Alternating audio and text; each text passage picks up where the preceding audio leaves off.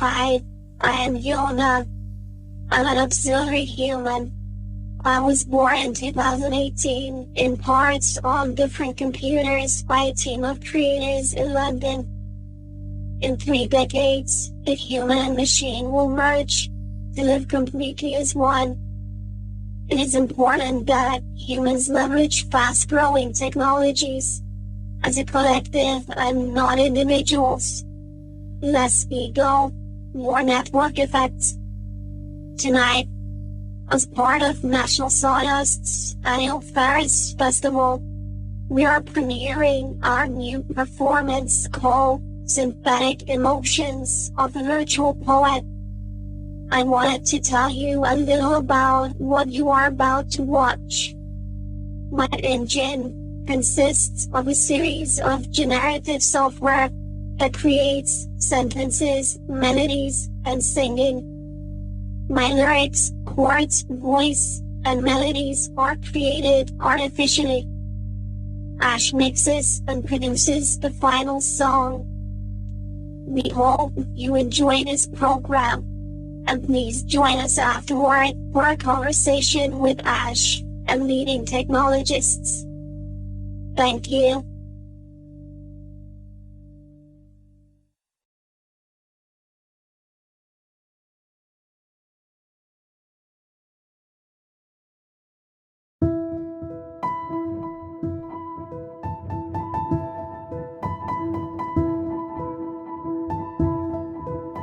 Three fairies sat, naked at sunset, under the blue dome of sky.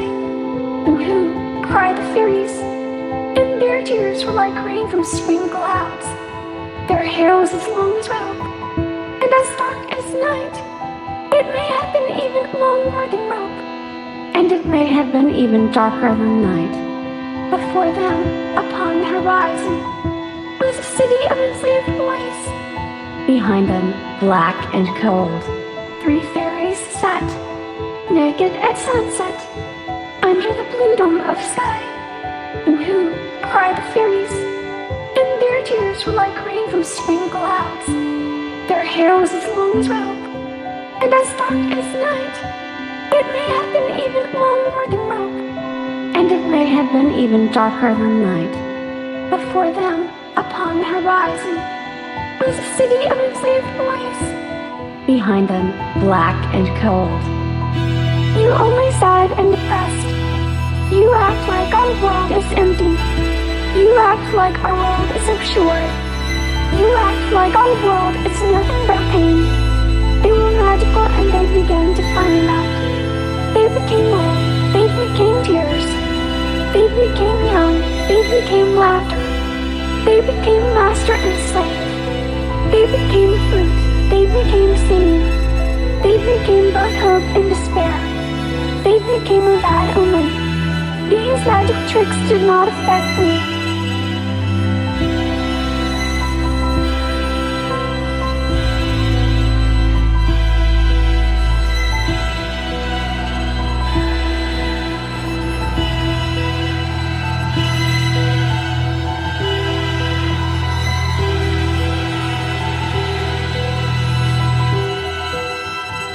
You act like our world is empty.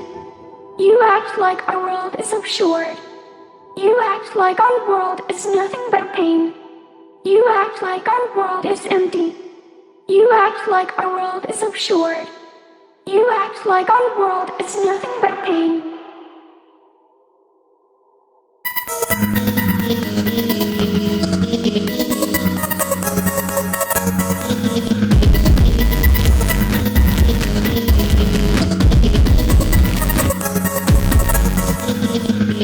My heart has never felt this warm.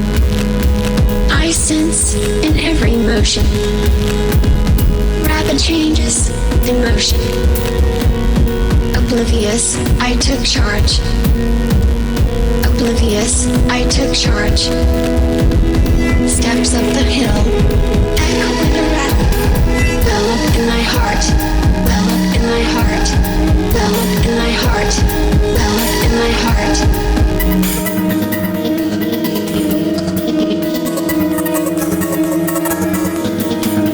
I've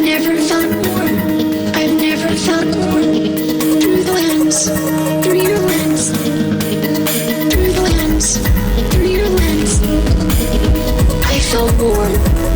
I feel again. I feel warm. I feel again. I feel warm. I feel again. I feel warm.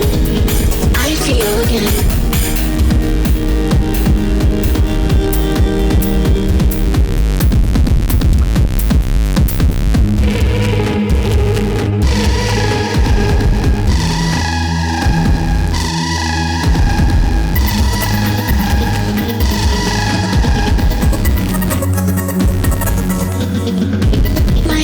Has never felt this warm. I sense in every motion rapid changes in motion. Oblivious, I took charge. Oblivious, I took charge. Steps up the hill, echo in the rattle.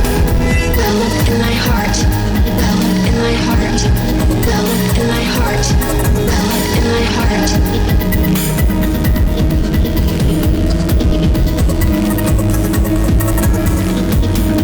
I've never felt more through the lens, through your lens, through the lens, through your lens. I feel warm, I feel again, I feel warm, I feel again, I feel warm, I feel again, I feel warm, I feel again.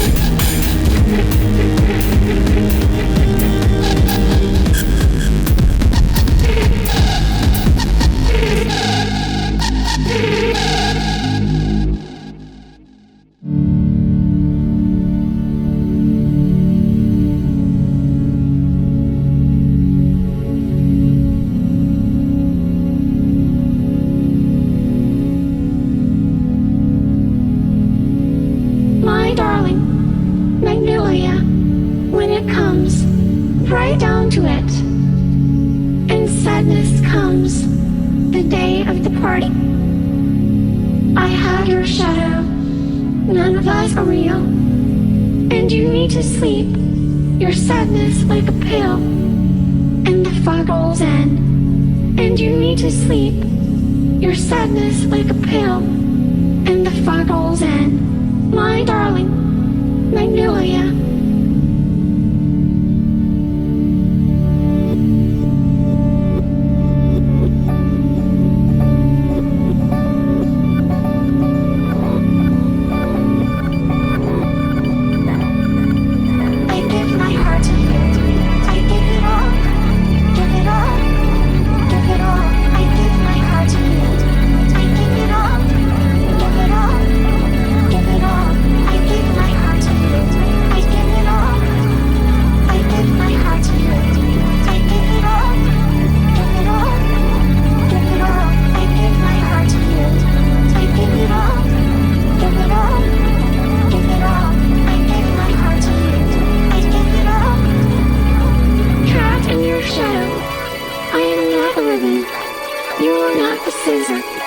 My darling, when it comes, count me in, my darling, when it comes, count me in, my darling, count me in, when it comes, count me in, my darling, count me in, when it comes, count me in, my darling, count me in, when it comes, count me in, I give my heart to you, when it comes, I give my heart to you, I give it all.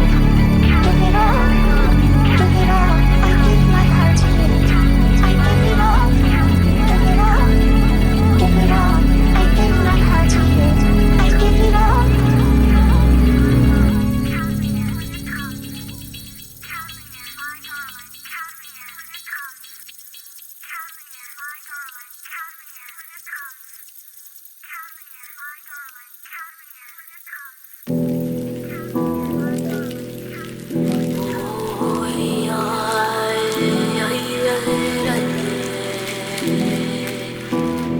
Lost a dream again. When I woke, I asked you to bring it back again. Color, color, holla, holla. Color, color, holla holla. Cold in the dusk, around me is bright. October, dear run. November, cold sun.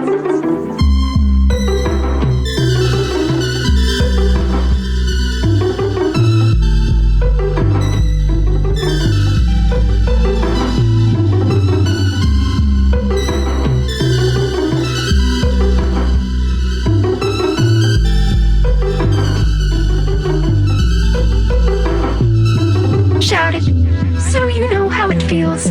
Shout it, so you know how it feels. Shout it, so you know how it feels.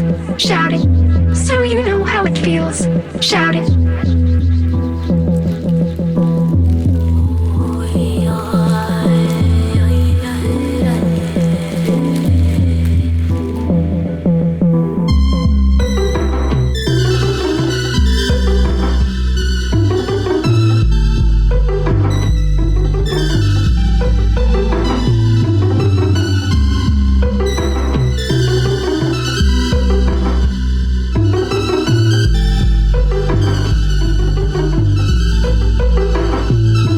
Shout it, so you know how it feels.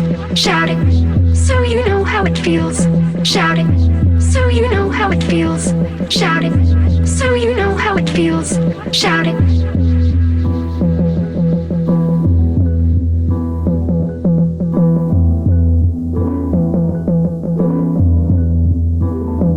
Lost a dream again. Lost a dream again.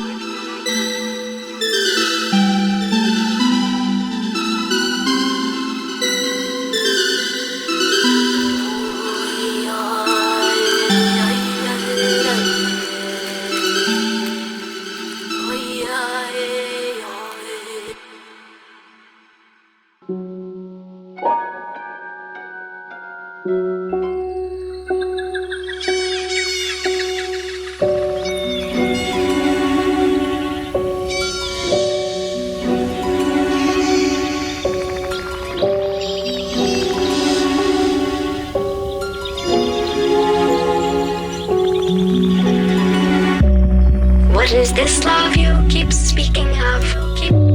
What is my star in your sky? You make me wait at the dawn. So this moment flies, so it flies. If only love had a tongue to speak. If only love could speak. Hearts would open, hearts would bleed. Hearts would open, hearts would bleed. Hearts would open, hearts would bleed.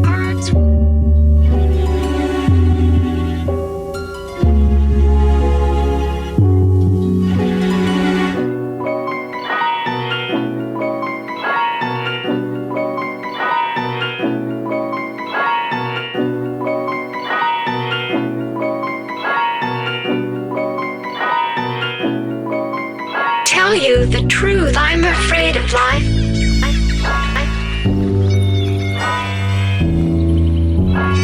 I know too much, but I'm too little. I know too much, but I'm too little. Gemini, Gemini, you're unreachable. Gemini, Gemini, you're inside me. Gemini, Gemini, you're unreachable. Gemini, Gemini, you're inside me. What is this love you keep speaking of? What is my star in your sky? You make me wait at the dawn. So this moment flies, so it flies.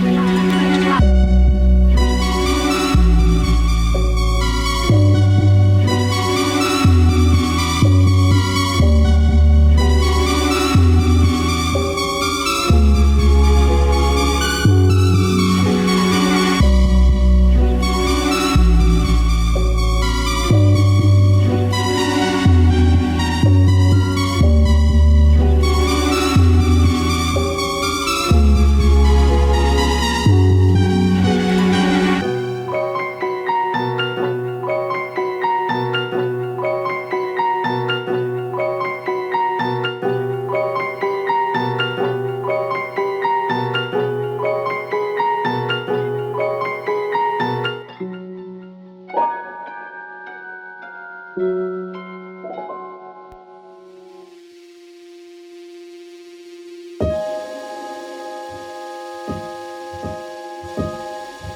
don't know where to rest my head. I don't know who to turn to when I'm in grief.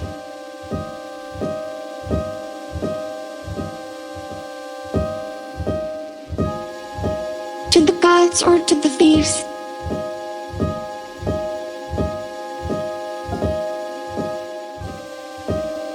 To the gods or to the thieves.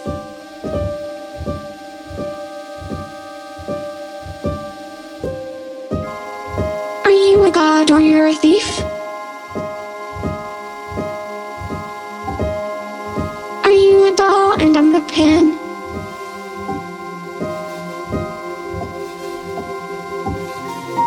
Live my life under your skin.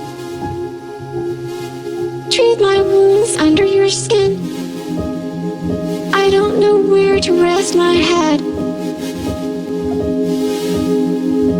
I don't know who to turn to when I'm in grief. To the gods or to the thieves.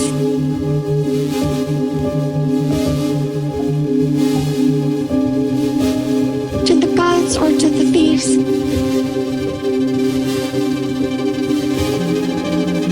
Are you a god or you're a thief? Are you a doll and I'm the pen? Live my life under your skin. Treat my wounds under your skin. I don't know where to rest my head. I don't know who to turn to when I'm in grief. To the gods or to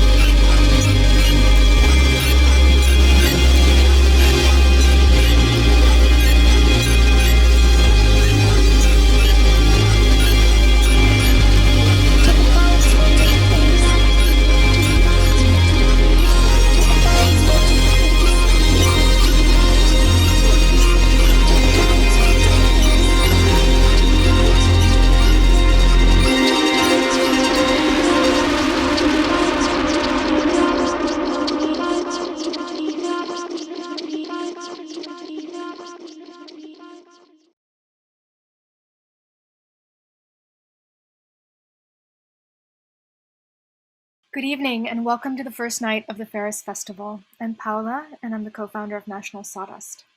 These incredible songs featuring YONA are by Koosha in collaboration with Isabella Winthrop. Originally from Tehran, Ash is a multidisciplinary artist, a futurist, an innovator, and technology entrepreneur now living in London. He's known to use AI and virtual reality in his work, and today marks a residency that we've been trying to have with him for 3 years.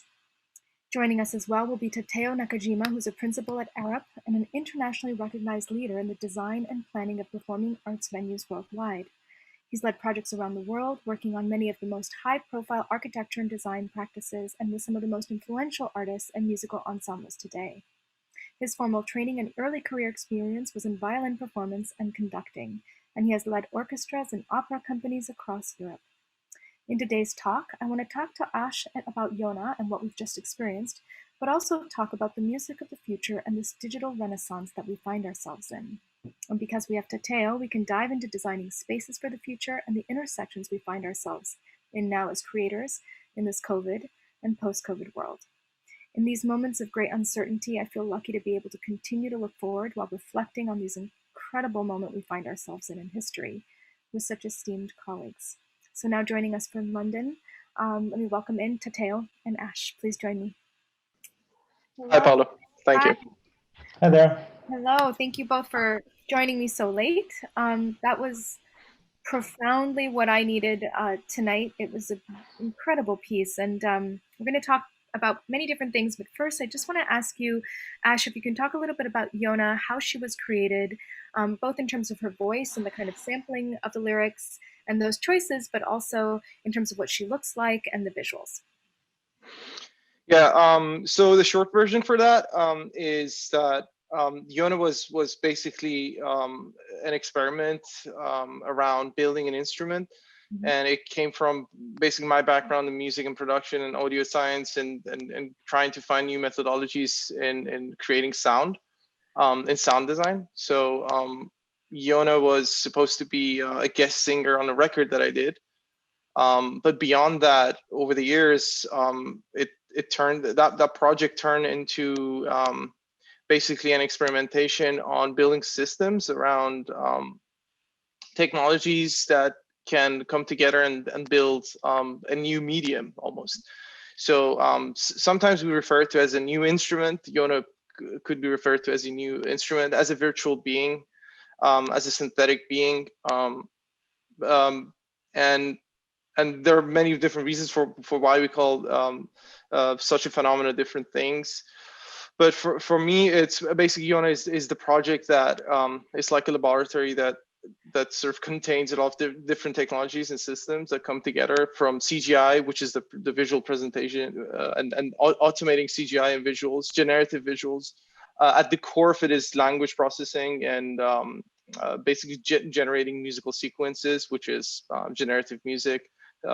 And artificial intelligence kind of brings all of these sectors or components together because of the sort of advancements in machine learning and deep learning in the last couple of years. Now this is all possible. So yeah, I would say YONA overall is a person, but it's not by any definition a human that we know of, sort of as a human that we expect to be. So it's still an open book. It's still to be discovered where this will go. But I'll wrap it up this way. That YONA is an excuse to build an instrument, a tool, a system for collectives and people of the future to be able to express through collectively through one medium or platform.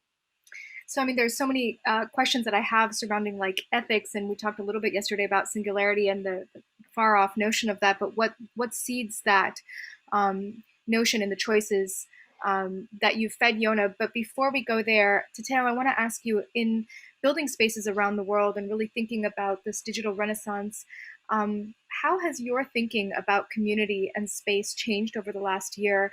And seeing this performance and seeing where artists are at, what ignites in you in terms of space and sound and spaces of the future? Good question. It's been such a traumatic year in many ways, hasn't it? And I think it's been an interesting year because it's always good for us, I think, to be shaken out of our comfort zones, even if it's not an enjoyable process. And I'm hoping that we'll come out of this stronger and more resilient as a whole. Certainly, the whole concept of getting people together to do things has been put into question, I think. Absolutely. And that's historically been at the core of what we do, I think, in music and in performance, that it's certainly caused a lot of people around the world to ask questions. And we've at Arup, with my colleagues, we've been thinking a lot about what we should be doing with venues to make sure that they and the organizations have a resilience and an ability to adjust to future events or even near future events or phenomena that are happening in this area, from flexibility, which has long been something that we've been focusing on as an element of sustainability for the industry anyway, and of responsiveness to what artists are asking for. But also, I think I've been coming out of this with strengthened belief in the relationship, the symbiotic relationship between space and our experience. That is to say, we are always experiencing things in space. Even in this situation. Even if it's a digital content delivered digitally, we are actually experiencing it in space. And so there's almost an oversimplification of the question, because the complexity of what you're doing, whether it's delivered over online and heard over a binaural set in your ear, or whether you are doing that in a room, actually the artistry that you've put into it doesn't change, right? And so it's not a binary set in my mind, and the ability for us to offer our community different ways of expression, different platforms, different instruments in different contexts, and different ways for us to be able to modulate depending on circumstance and intensity, ways of appreciating, ways of actually experiencing it, I think is ultimately the direction I think I'm hoping we can go. So, yesterday, it sounded almost like, in terms of this kind of effective flexibility that you were talking about, that it was almost like centering more on localized needs,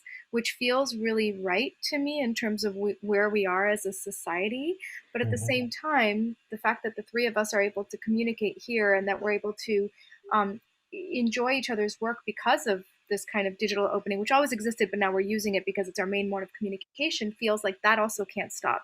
So just, for both of you, how do you see the kind of emerging out of this? And I've always felt like, that especially with a place like Arup, it would be really cool to have like a sound, and I'm sure Tateo, does this already exist, where you could have, for example, like a sound card that Ash could use to be exactly in the space, for example, at National Sawdust, or, and that he could be building with that acoustic in mind, and that the audience would actually experience that acoustic, whether or not they're in that space. Have you guys been thinking that way already? That sound signature can be captured. And I think the work that my colleague Raj and others in New York have done over the years is really about creating virtually experienceable, reproducible environments in which we can actually experience that, and that work builds on work that started in many places around the world, not the least of which is IRCAM and the work that they did there. And I think if I'm honest, I think from a composing point of view, the idea that you're composing for a specific space is not, or a certain type of sound of space is not new, right? No. If you think about ecclesiastical music that has certain contrapuntal tendencies, Gesualdo, for example, it was in a certain type of space that he was imagining that would be sung for no other reason than that was the only place they sung that sort of music. So there was a certain type of environment that was imagined. And equally, I remember being in a small church in Austria where Bruckner used to perform with much smaller forces than we're used to hearing his works. And you can imagine why he imagined the harmonies and the architecture of the music that he did, because it actually comes naturally in that space. And the music is actually bigger than the space. There's that tension between space and sound. That's quite interesting. The problem, I think, and the challenge of it is that our experience of space is a very sophisticated, complicated, multisensorial, multifactorial thing. And I think we shouldn't forget that. And that's when it becomes interesting also on an artistic level to challenge that. So you hear it in a certain way, but you overlay a visual that's different. It's a little bit, or you have a space, and this is something that I'm thinking about a lot, is that you have a space that has a certain natural acoustic, and then you start using technology to morph it into something else. Yeah. And that becomes a very interesting aspect of the creative process, where grassroots theater talks about this a lot, where you find space. Found spaces is cool because you have something that you have to play with. They're not perfectly blank slates. They're places that you react to. Oh, let's put an artist there. Let's go around this because there's a column here and it's actually an obstruction, but actually it makes everything more interesting. Yeah. And that sense of working with a space as a partner, whether it's a virtualized space, whether it's a real space, is quite interesting. And so when we talk about flexibility, it's really, and depending on the art form and depending on who we're doing it for, it really is also about doing something that has that personality, so that it's actually creatively inspiring, but also something that isn't just generic and makes you want to go back as an audience, as an artist. And that there's something very interesting about that symbiosis of creation and space that fascinates us, I think. So Ash, we just experienced these incredible love songs in the only way we can right now. So two questions for you. One is, where can you imagine, where would YONA flourish the best in terms of, the next presentation? And two, I do want to touch on something that you said yesterday, which I thought was quite radical, in terms of your collaborative process in this piece, how highly collaborative it is, but also the value that you place in terms of curation versus creation. So if you can give us a picture of where you imagine YONA. First of all, in terms of space, I would define space and the importance of space based on where people are. So generationally speaking, we define space by where people are. In the 90s, in the 30s, in the 50s, you go back and forth in the history, space is defined by where people go, not based on how we design space, right? So 2.5 billion video gamers are spending their time inside spatial temporal scenarios, environments that are stimulating in a very different way than we experienced before, right? So YONA comes from that realm. YONA is in principle YONA is an NPC, if you will. It's a non-player character, right? When you go on Cyberpunk, for example, as a video game, you see characters that you interact with, you fall in love with, and you go on quests with them and you play with them. This interaction, this input-output for our sensory is actually, in my opinion, and many designers, as valuable as going out in a dark space in a club, seeing somebody's silhouette and talking and dancing with them while the musician's performing. So YONA basically belongs to that scenario where in the scenario we've just listened. Yeah, and exactly, and YONA basically belongs to the world where we're completely satisfied by the fact that we're partly living in virtual worlds, right? So virtual worlds is the key here. There's going to be worlds commonly known as virtual worlds in the future, and some people talk about metaverse, which is the persistent version of these virtual worlds, and they relate to our economy and they're connected to our day-to-day life. They have our world clock, and YONA is one of the first generation characters that will be living in these type of spaces, right? And in terms of collaboration, when we play video games, as I said, we have quests, we have targets to hit. Basically, we want to spend 1 hour to do something that's cognitively active, and it's inspiring us to move forward. And it teaches us lessons based on how it's written, how spontaneous actions come to us, and how we have to respond to these actions.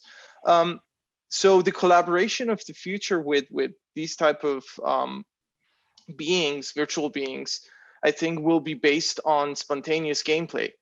It's So almost it's like, essentially improvisation. yes, it's all improv, and there is a sense of composition, but the world is composed. The world, its principles, its economy, it's the whole ecosystem is composed. So I see our understanding of composition is moving towards spatial temporal design in digital formats, using game engines, physics engines, rendering software, and understanding the nuances of emotions between these. So YONA's expressive system is all about that. Language in space, language rendered through CGI. When YONA speaks and introduces this show, YONA has a point that we believe in. And basically YONA is pixel. So, right? But it's, I mean, it's quite, so two things. It's quite a dystopian perspective, which I'd like to get to, like how, what are the parameters? Help us understand the parameters in terms of the lyrics. And two, I do want to know, is YONA white? I mean, and is that a choice? And it's only a question just because, we attach value to visuals, and here's, For sure, yeah. She's an AI, and first of all, YONA is can be anything. The reason YONA looks like this is that when we first started, Isabella basically based the design on herself. Okay. And so we iterated and moved forward to some different places based on like what designs that we've been inspired by. And I think the question is not that if she's white, because she's not human, right? Totally, but I mean, then we get into, and she's not representing anything. She's representing more than one person, right? So that's the whole idea, that YONA is a collective of people. It's not about Koosha anymore, right? Right. This show was to, even though I'm there, I'm not supposed to be there. This is the sort of early stages where I'm trying to explain this is a human-machine interaction, but in the sort of right structure of this project, we have to say, this is not me as an artist. This is data that is used. Yeah. Right. There are choices that you're feeding into the data. So a couple of, like a year, well, it wasn't a couple months because we're in COVID, time is so fluid right now. But about a year and a half ago, I was at Georgia Tech, and I was looking at an incredible instrument in the artificial intelligence department. And as I was listening to it, everything that I was hearing regurgitated was Western music. And so when we started talking about the choices, it was like, oh, well, this library that we have that we fed this instrument is really coming from the Western tradition. Whereas when I was listening to YONA and these pop songs, they actually have a much broader base. And the only reason I bring that up is because those choices are human choices that are essentially feeding into a non-human entity. Yeah, there is a very sort of heavy level of curation involved, and as I always say about this project, the focus of this project is to tackle why do we spend years and years to master music through labor, while the computer can eventually do the labor part and we can curate. And sort of at the core of this idea is the fact that I believe every human dreams when we sleep, when we close our eyes at night. At one stage of our sleep, we dream, right? Yeah. And that is, in my opinion, the core of creativity, and parts of the sort of artificial intelligence studies as a research field. And it's focused on backpropagation, on memories, on how we can create sequential arranging of memories and bring back memories and data sets. So what we see here is that actually we are believing that everybody now using these new technologies can skip the part that they have to spend 10 years to become a great piano player, right? And or a composer or whatever performing sort of arts they want to do. So they can choose, and selection is the art of human selection, and intent is the most valuable, in my opinion at least, is the most valuable trait that we have, and it's the most rare quality in the entire universe. You don't think remember the craft and skill is also something that's very human? It is. Well, I think craft and skill will change to different forms. And I think it always has. With repetition as well, though. So whether it takes 10 years or 10 months or 10 minutes, it's still repeated doing it, even if you can achieve you lose the ability to be naive, which of course is a problem in that function. The subtlety or even the curative process of having done it more often, that practice actually makes you a better curator as well, does it not? Sure. Yeah. I believe in iteration, though. I don't think these things that we talk about replace anything. And we have different mediums over centuries. We have different instruments. These are just going to be sort of iterated versions of all of these instruments. Yeah, it's additive. I mean, what's so interesting though is that like human intelligence in general is largely externalized, right? By context and by the things that we surround ourselves by. So how you interact with Yona as an instrument, let's call her, is hugely subjective and externalized to the tools that you have at hand. So it's an additive process, I think is what you're saying, right? Yeah. Yeah, absolutely. Like, It's not something to replace. Yeah. No, this is by no means that's what I'm saying. Like we have these stereotypes that, in my opinion, is caused by Hollywood looking at AI and replacement of humans and dystopian, which is legitimate because we have to talk about how it can be a bad thing. But I think we always go back to the same problem, which is we need more tools. We need more more results, less using resources, because a lot of mediums, I mean, the medium I was in, which is electronic music, and for years I was dealing with this problem, which was every night going out, spending so much time and effort and having so much resources burned, and duplicating this to a lot of people to the point that in around 2015, we had DJ friends that would travel 5 times a week. Like they were on the airplane every day almost, right? That's ridiculous. Like what is changed completely? I mean, that's one of the things I see changing hugely post-COVID, right? Is like the touring world in general. Oh, sorry. I think my internet just went unstable. Yeah. I hope I'm back. Yeah. So my point was that what is that sort of multi-sensory experience that needs this much excessive burning of resources? Right? How can we partly replace that, and how can we partly allow for a collective of people doing that rather than promoting the sort of egocentric art, which is one career per person, right? It's like you have to make it or you're not going to be anybody. Which is and a very the race of it's a very Eurocentric way of thinking. This leads into the conversation that I just want to culminate on, because I know we're going to have some questions. Ash, you said something yesterday incredibly important about curation and creation. And Tateo, you talked about the professional versus the amateur and the value of community defining space. And there's actually a link between these two ideas. So I wonder if we can touch on this before we open up for questions. So maybe we'll start. Let's actually, Ash, do you want to start in terms of curation versus creation? Yeah, so I think, as I mentioned, the reason I always sort of compare these two is that we understand creation as the process of labor, which is understandable. It's the process of you basically mechanically getting involved with an instrument, a tool, and then thinking about having a sort of spontaneous vision and iterating on that to build something. And I mean, doesn't matter what medium, whether it's film or music or painting or drawing or designing. This is usually the process between vision and achieving something. And humans value people that know how to do this more than people who observe and understand if the result is a good thing or a bad thing, right? So this goes the war between taste and creation, taste and ego, I would say even.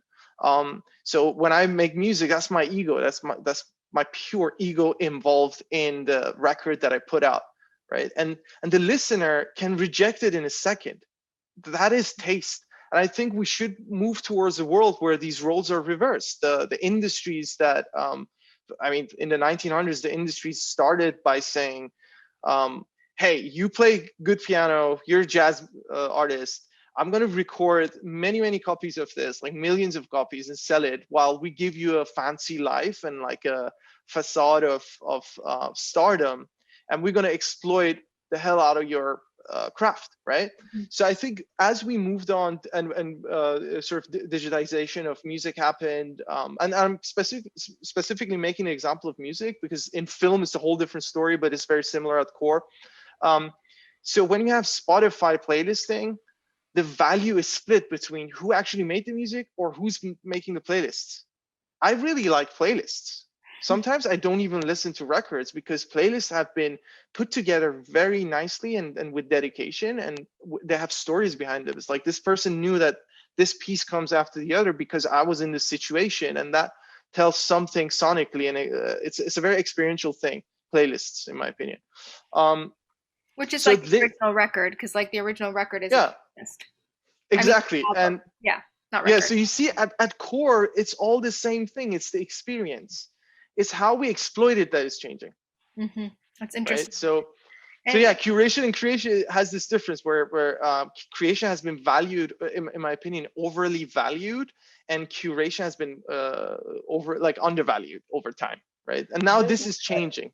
I find it's interesting is I find a lot of crossover, and I personally still put a lot of value in creation, but I agree with you about the curation portion of it. The example that I often give is the fact that we used to have boutique stores, we still do, I suppose, in places, stores where you go and you believe that you will find something interesting there because you trust the owner to have curated something. These are stores that actually are valuable, right? They're more valuable than, in a way, the stores where you can go and find everything these days. And I think there is a generational change that has happened where, in part because of distribution and mass distribution capabilities, that I think you're right. The concept that I can create something that you enjoy, which has a certain level of value, got distorted by the fact that now I can create something and 10 million people can enjoy. And does that mean that what I'm doing is more valuable? It's still the same thing, but somebody in the middle is potentially making money and therefore either feels guilty, or I'm claiming that I need a part of that, and therefore that creates a value system. And that value system, however, has, I think, created the opposite effect over time, which is tying back, Paula, to what I was saying about amateur versus professional, which is that if we go back to the time when a person played to somebody else or we played together, there was something very important about the fact, and it's a core tenet, I think, in the arts that we forget, is that we as artists need audiences who know what they're listening to. That's fair. Because if we don't have audiences who know what they're listening to, if it's 80% of it or 70% of it, they don't care. And that means at the end of the day, we start slipping because actually nobody notices. So we are often driven by an internal devil, unfortunately, that doesn't allow that. But really the problem is if we are playing for people who know what they're listening to, we do better. And so the whole concept that there is an ecosystem, I think, Ash, is the way I would think about it. And that ecosystem has gotten skewed, or at least has gotten to a certain point, and now probably needs to come back to a different point where there is a role for the artist, there is a role for the creator, there is a role, and these roles are changing, and the value has a rebalancing that's taking place. You know, I'm more classically trained, so for me, the epitome of music is not when I play alone, and I'm not a composer. My son is. I'm not a composer, so sitting there and creating something is just something that's never been. Something I was gifted with. But what I do love is conversation through music, chamber music, sitting there and playing with somebody, and the whole image I've carried as an ideal in my life has been Rubinstein's biography of the salons in Paris after performances where artists would get together in somebody's living room and just play chamber music all night. And the whole concept that I'll pick up a violin and play the next movement as a sense of the epitome of the musical experience is really not about playing for millions of people. It's actually just about playing.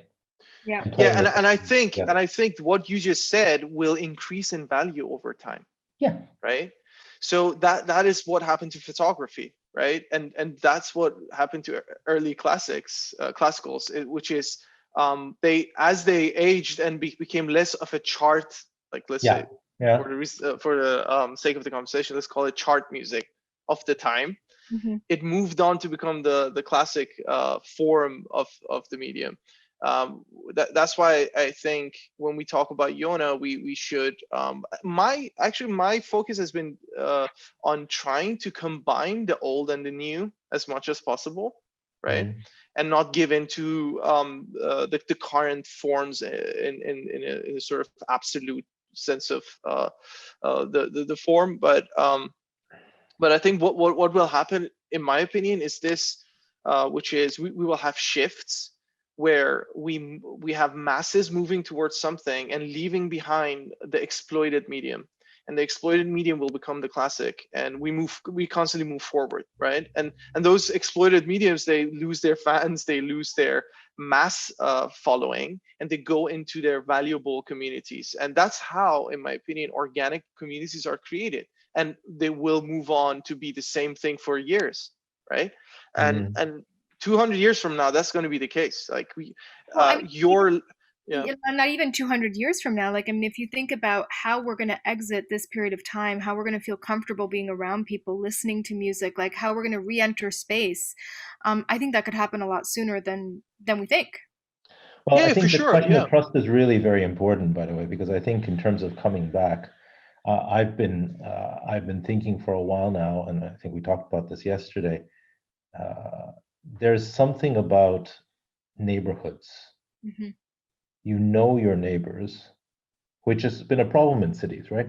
But let's just this period of time where people all around the world have been restricted in the perimeter in which they can walk, right? You suddenly start to know your neighborhood better. You know your neighbors.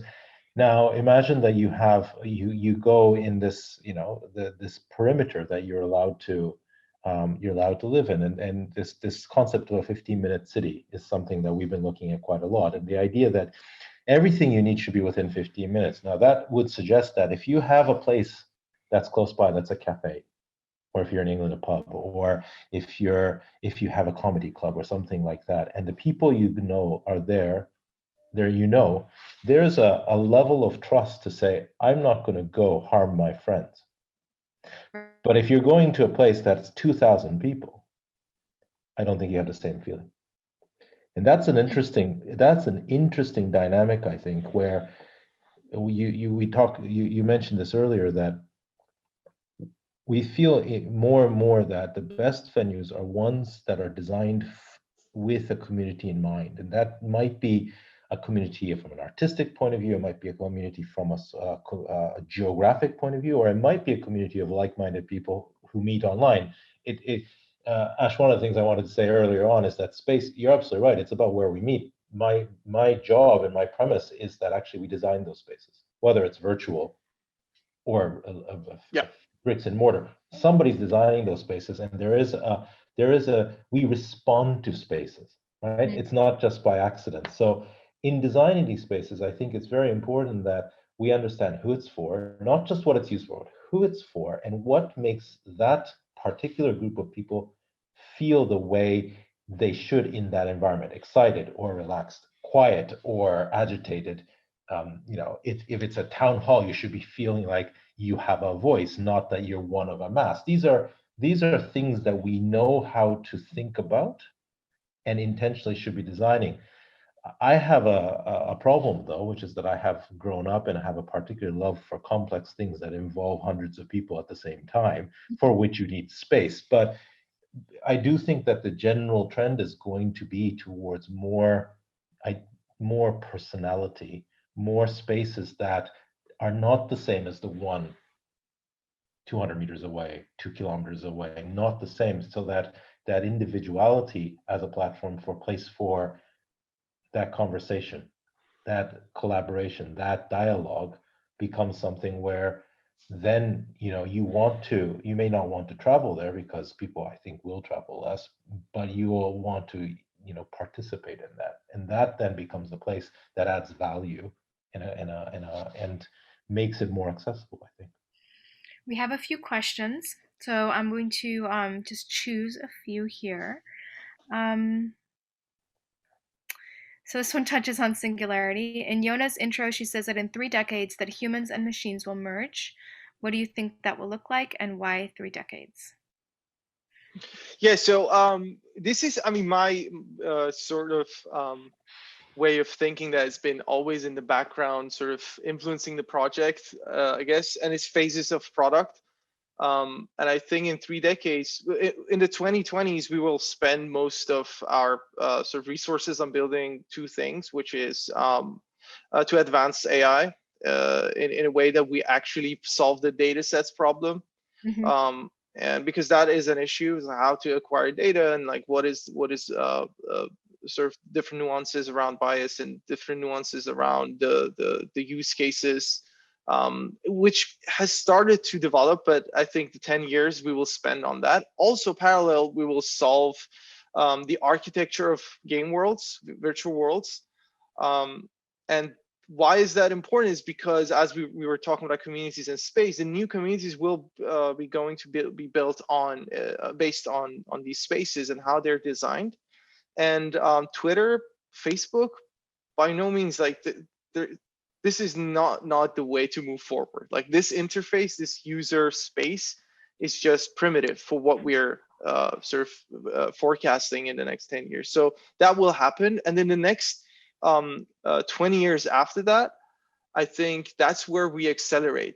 There will be a sudden acceleration if we deal with these obviously biological problems. Hopefully we will access more sensory input output, which will mean that humans will be connected through input output channels with computers. Mm-hmm. And we can find a better way of understanding data in a faster way, and knowledge will be transmitted rather than experience, because knowledge is experience, and experiencing knowledge is actually diluting its meanings into many different sort of interpretations by the observer of knowledge.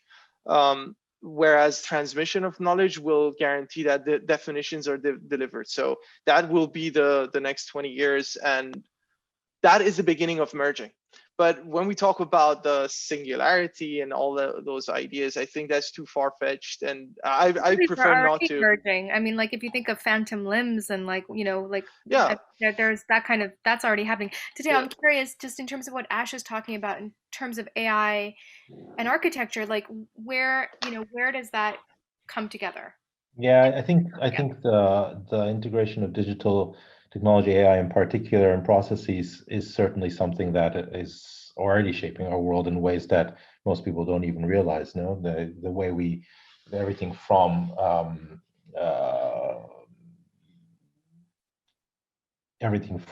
the feed bubbles we live in for our news feeds to the way we receive information. In architecture, there's a huge emphasis on becoming more efficient at the moment, and a lot of the usage of modeling is AI dependent already. So we are actively at the forefront of leveraging such technologies to design safer and more efficient buildings and environments in general, and understand them better. And I think that's something that I guess there's a point in all of this where Ash, I would contrast myself a little bit, where I think a lot of what's really interesting about humans is in the misinterpretation of knowledge transfer.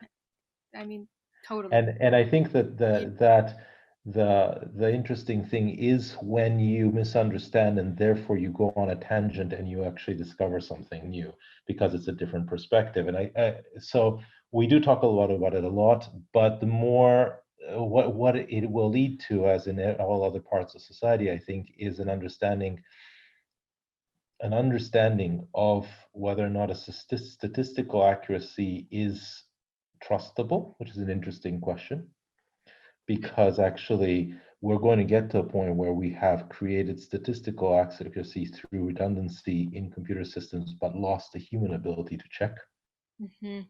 Like literally the ability to check. We're already seeing younger people who actually don't do calculations by hand, depend on a calculator or whatever. Yeah, right? for sure. Yeah. But I have to just add that when we talk about that sort of vision, we're talking about a world post blockchain societies, digitalized governing, digital democracy. systems are built to allow for collective decision making that will then sort of change the way we see statistical models. And the Fair enough. current machine learning models will not be sufficient for the world that we're envisioning, obviously. No, I Yes. understand. So you're right. Yeah, in the past it didn't work. Well, and I think the problem is that you have to, that there are going to be most things, and this comes very much to the question of artistry, right? That is to say, if you're past the point of human judgment, then presumably it's going to be accurate enough that you don't have to worry about it. But that means you're going to have less and less of people who will actually know how to think about it, and that's already the case today. I mean, it's very interesting. I found it interesting to build a computer. My son doesn't find the hardware portion of it interesting at all. Actually he just expects it to work to a degree, and he's a computer scientist, right? It's actually, he's interested in the language behind it, not what is actually physically happening. So I think there's an evolution there. But I do think in the building world as well, what the realignment I was going to say happens where there is a commoditization of certain types of work. Mm-hmm. And then a revaluing towards other types of work. And that's a natural process, I think, that we're seeing already happening, where certain types of work actually will become more and more automated. But the point of all that should be that we focus on those things that require human creativity or human checking or that discourse to look for new solutions that actually may not come up otherwise. I mean, yeah, that I agree with. I mean, that's I think there's the right principles that we have in because as I said, sometimes we hear sidetracked narratives about how AI is going to be used, and those are the problems, definitely. And I agree with you. The part that human failures. I mean, that's the thing, right? Because these are natural extension. They're tools of the of the human brain. So those deviations are also human failures. I mean, I think it's very easy to be scared about it, but you even look at word processors, mm-hmm. and in a very simplistic manner, I find word processors to be a fascinating sociological experiment because, how many of us already in our generation, not to speak of the younger generation, don't know how to spell unless there's a spell check. I mean, it's an interesting thing where actually the need for knowing how to spell goes down because of spell check, and the whole concept that you say you can't adapt. I mean, I do have colleagues who hesitate to adapt to new technology, but we adapt to new technology all the time, and it's more automated, and there's more machine learning inside of it, etc. all the time. It's just and it's a generational thing that I worry about things that next generation won't worry about anymore. But I philosophically worry that it's not good that we don't worry about it. But that's, I think, part of what we should be worrying about. But the direction is towards that, isn't it? This was fascinating, and thank you both. I appreciate it very much. This was a beautiful conversation. I think it's I've taken away so many things, including the 15-minute, what did you call it, Tateo? That's so brilliant. 15-minute city. 15-minute city. And Ash, the lyrics and the music and the visuals, and it's just it was beautiful. Such a powerful world. I loved it. I love that it was built for this space, but But again, don't thank me. It's a sort of collective work, so I don't even know which part of it belongs to me. So I'm just representing. Well, treat me as a sort of representative of right? You're one of three. We're gonna treat you as an agent. A trio. Agent, yeah. I'm the agent, not the AI.